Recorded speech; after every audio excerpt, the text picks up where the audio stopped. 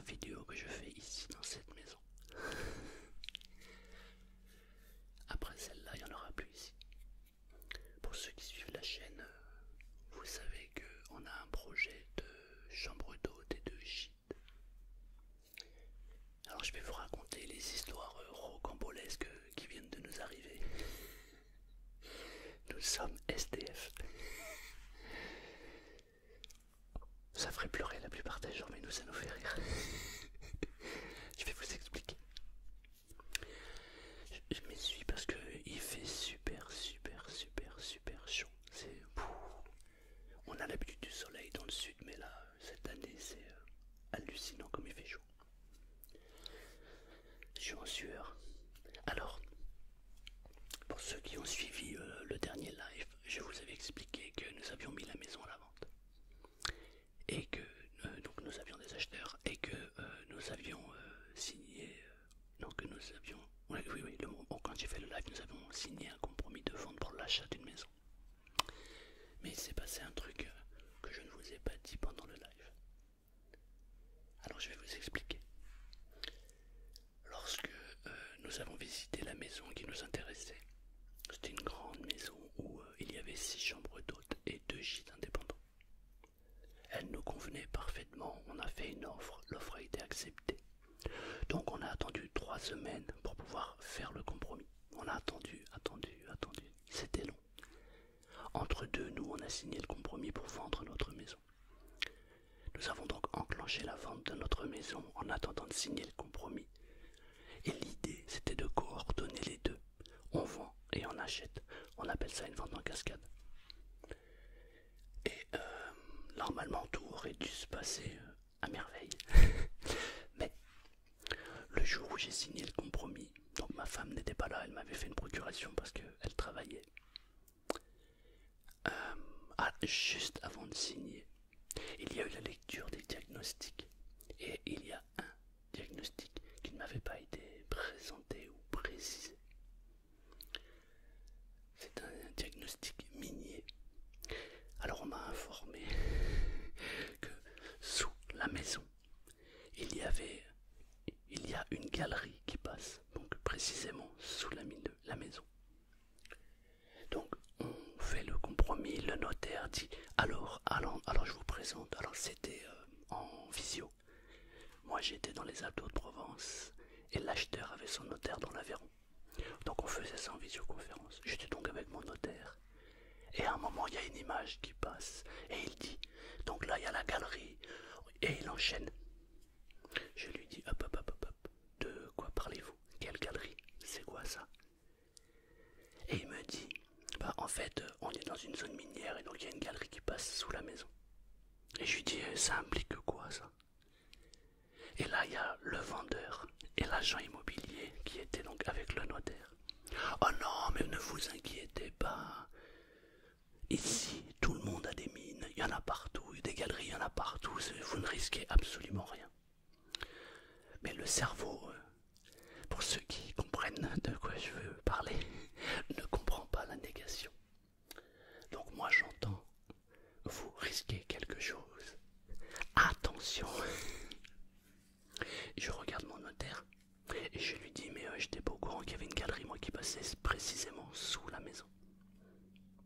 Mon notaire me dit écoutez, vous avez la loi Allure, donc vous pouvez très bien signer le compromis. Vous allez étudier un peu tout ce qui se passe et puis si ça vous plaît plus, bah vous annulez. Je dis ouais mais c'est un peu dommage parce que si on me l'avait dit avant, j'aurais étudié avant, j'aurais pas attendu 3 semaines parce que si j'achète pas la maison, j'aurais pu acheter une autre maison. Malheureusement ça s'est passé comme ça.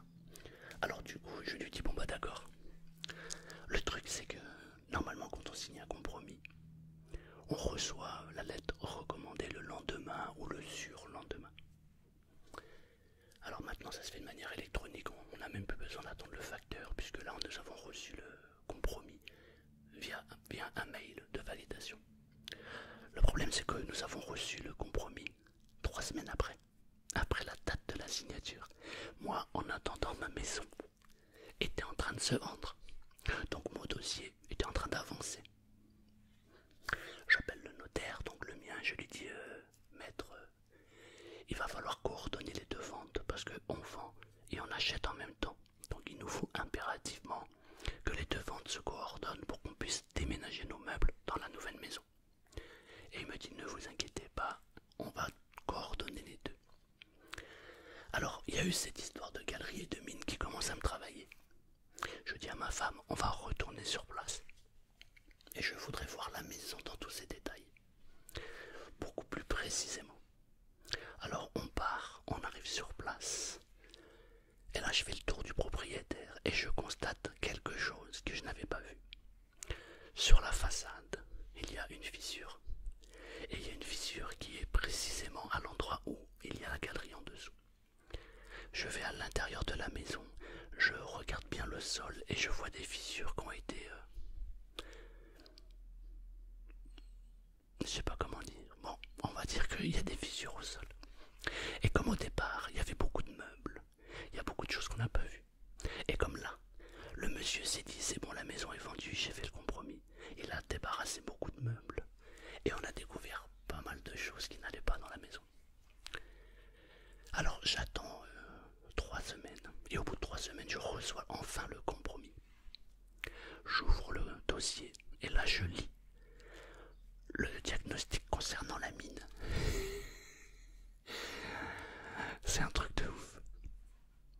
Le diagnostic, il précise que ils ne sont responsables de rien, que ce diagnostic est fait à titre informatif, que la première entreprise, c'était une entreprise de mine d'or, n'existe plus. La deuxième entreprise, c'était une mine de charbon, elle n'existe plus. Et en gros, nous déclinons toute responsabilité. J'ai un très très bon ami qui est expert immobilier pour les assurances. Donc je l'appelle, je lui dis, écoute mon ami, j'aimerais t'envoyer mon dossier et tu me dis ce que t'en penses. Je lui envoie. Et je lui envoie les photos que j'avais prises de la façade lors de la deuxième visite. Et là, il m'appelle, il me dit, écoute, alors ça c'était un vendredi. Et il me dit, je te rappelle mercredi. Parce que la personne qui est au top et qui est du secteur où tu voulais acheter, eh bien, elle sera là, mais laisse-moi jusqu'à mercredi. Ok. Et j'attends. Et le mercredi matin, il m'appelle et il me dit, annule tout.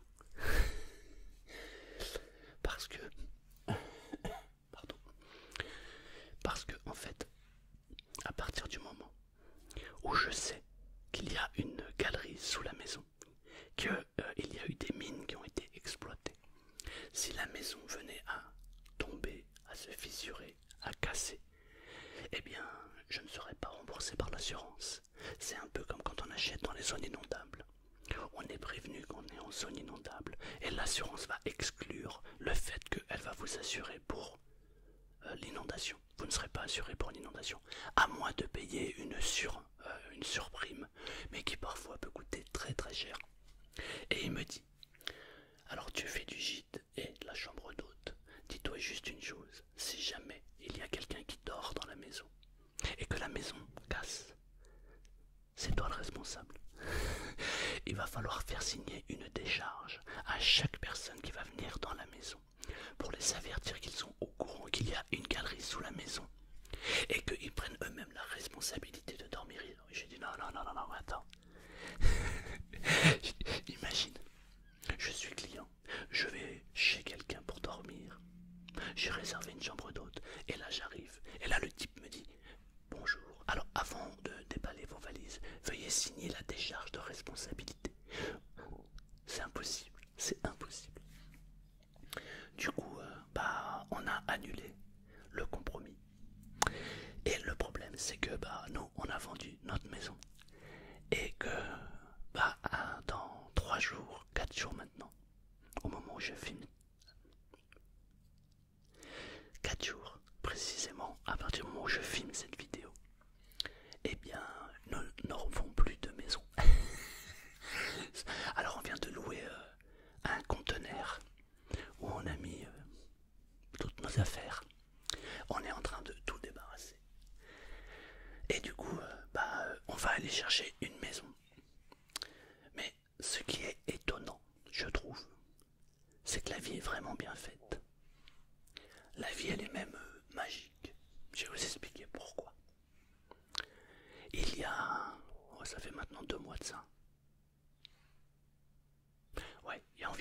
mois de ça. Ou peut-être même plus, je sais pas, ça passe tellement vite. Peut-être même 3 mois. Honnêtement, je me rappelle plus. Enfin bref, c'est entre 2 et 3 mois. Des amis sont venus manger à la maison. Non, non, non, je remonte.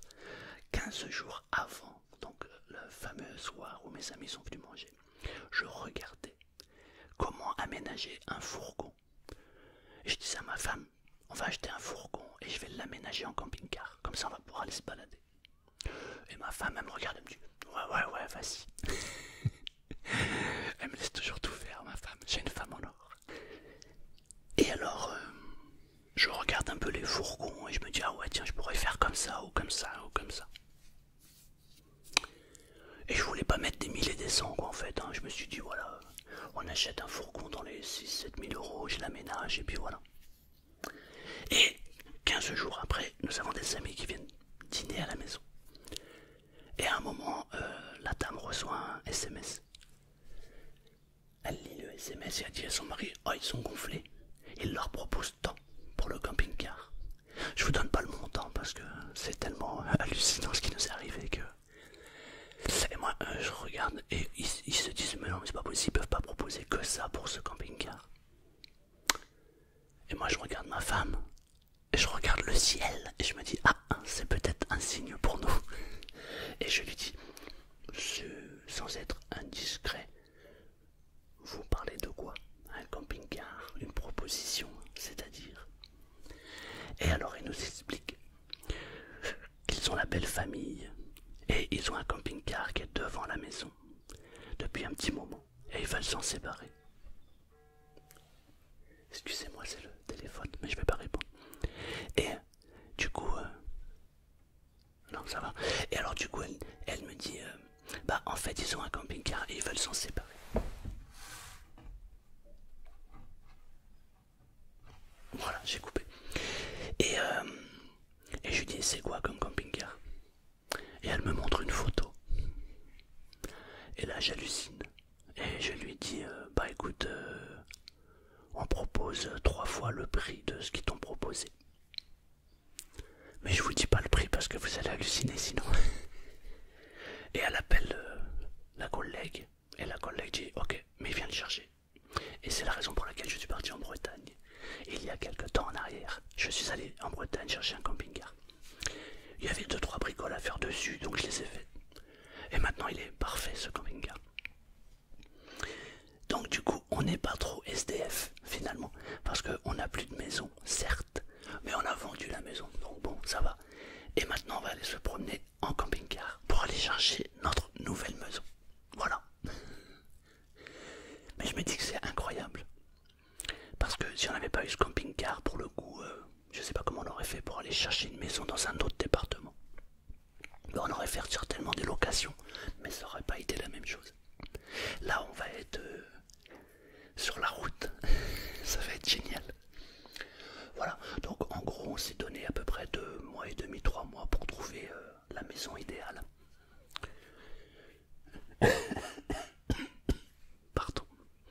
Et après, bah, on verra. Voilà, je tenais à vous donner des nouvelles. Alors c'est aussi pour vous dire que j'ai préparé quelques vidéos d'avance, mais j'en ai pas beaucoup.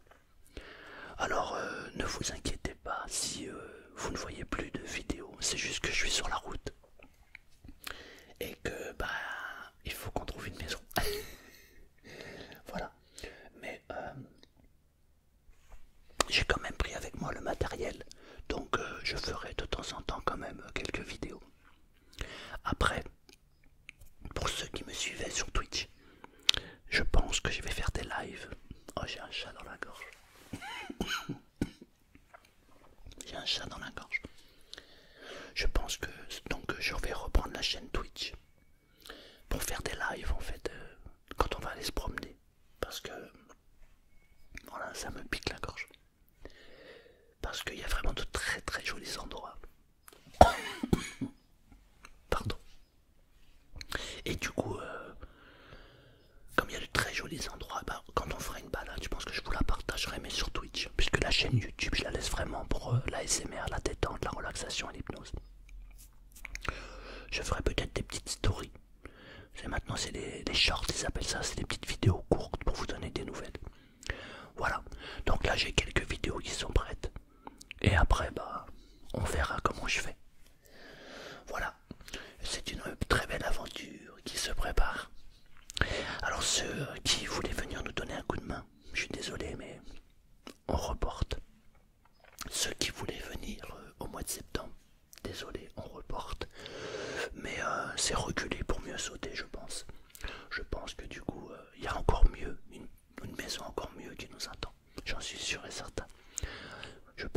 hasard n'existe pas et que si ça devait pas se faire, c'est que ça devait pas se faire.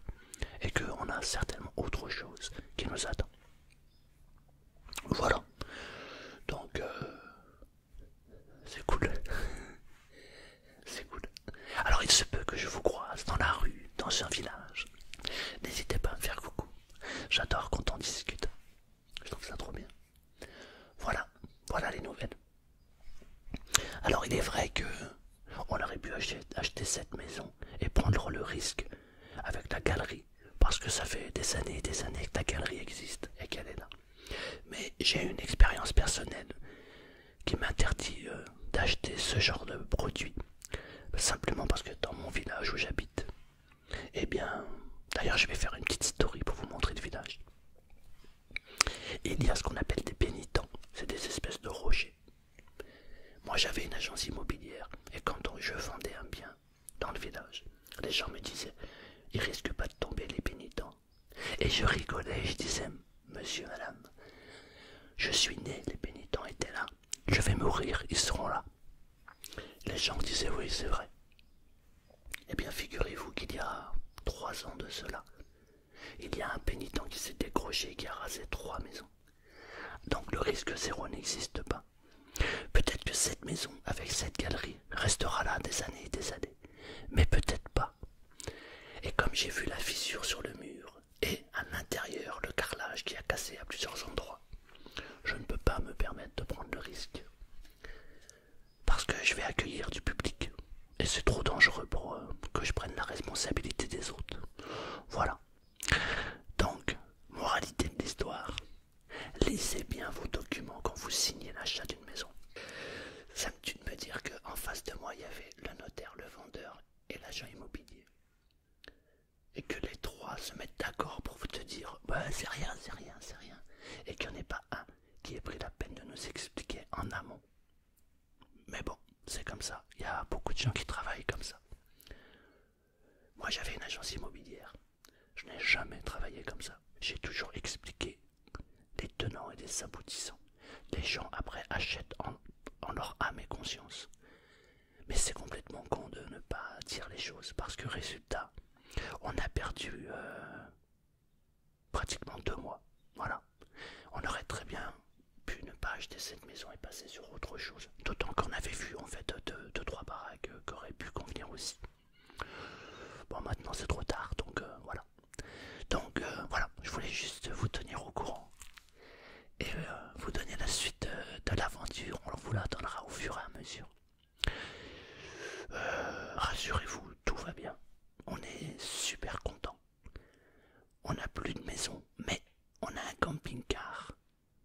On a le budget. On n'a plus qu'à trouver la maison. À mon avis, c'est le plus facile. Alors, le truc, c'est qu'on ne sait pas du tout où on va l'acheter. On prend le camping-car, on roule. Et on verra où on va aller. Je trouve ça trop bien. Voilà. Je vous souhaite de belles vacances. Parce que les vacances d'été sont là. Donc, reposez-vous bien. Profitez bien des vacances. Profitez bien des gens. C'est important. Et puis, je vous dis à bientôt.